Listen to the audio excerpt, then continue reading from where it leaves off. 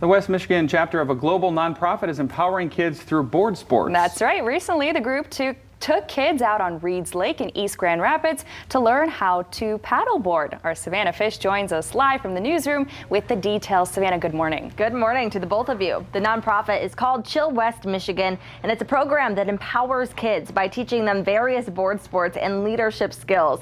And recently, the kids learned how to paddleboard, and in return, they learned the power of perseverance.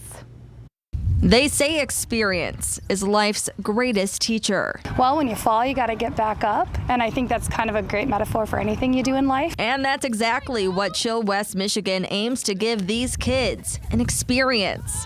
The nonprofit, created by the founders of Burton, has aimed to teach kids important life lessons through board sports since 1995. And we just use curriculum and board sports as a vehicle of empowerment. With the help of some mentors, Amanda runs West Michigan's chapter of the nonprofit.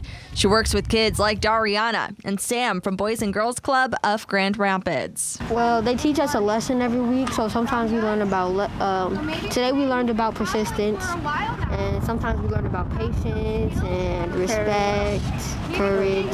Whether it be paddleboarding, wakeboarding, or even snowboarding, Chill's program makes sure to teach the kids important lessons and encourages them to use their new skills in everyday life. So today we're working on persistence and perseverance. It's kind of like a little over a halfway point, so we kind of build our fundamentals out on the water, and now it's really about just, persevering and getting a little bit farther and pushing yourself a little bit harder. A lot of these kids are just coming from tougher situations, and so we try to use core values of Chills to really help just teach them life lessons. And while every experience is different, and some of the sports more challenging than others, by the end, the result is always the same. When they get off the boards, a lot of times they're nervous, unsure of themselves, and when they get off the board and they've seen what they accomplish, it's just the best feeling in the world.